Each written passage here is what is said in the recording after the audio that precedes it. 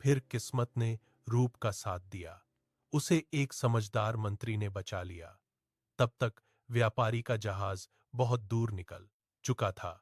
रूप ने मंत्री को अपनी पूरी कहानी सुनाई। सब कुछ सुनने के बाद मंत्री ने कहा, जिस राजा के राज्य में तुम हो वही तुम्हारा भाई बसंत है। यह सुनकर रूप हैरान रह गया, लेकिन उसने तुरंत एक योजना बनाई।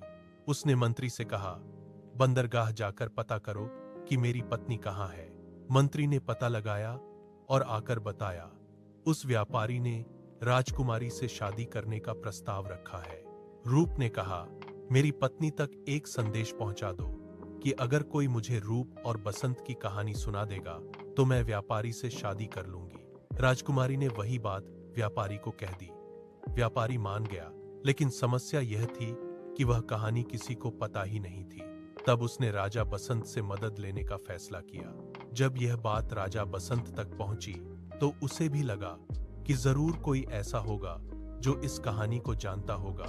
उसने पूरे राज्य में ऐलान करवा दिया, जो कोई रूप और बसंत की कहानी सुना देगा उसे दरबार में बुलाया जाएगा। यह सुनकर रूप ने मंत्री से कहा, राजा को कहो कि मेरी बेटी यह कहानी सुना सकती है, लेकिन वह दरबार में आकर ही सुनाएगी।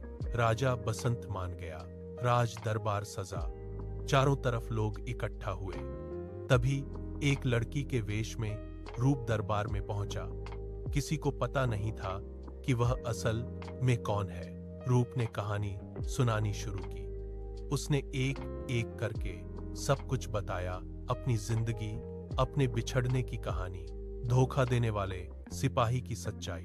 जैसे ही सिपाही का सच सामने आया, बसंत गुस्से से भर गया और तुरंत उसे पकड़कर मौत की सजा दे दी गई। फिर रूप ने उस व्यापारी की सच्चाई भी सबके सामने रख दी। यह सुनते ही उसे भी मौत की सजा सुना दी गई। अब बसंत की आंखों में सवाल था।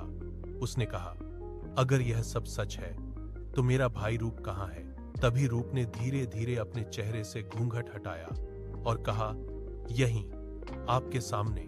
बसंत की खुशी का कोई ठिकाना नहीं रहा। वह दौड़कर अपने भाई के गले लग गया। दोनों भाइयों की आंखों में आंसू थे, लेकिन यह आंसू खुशी के थे।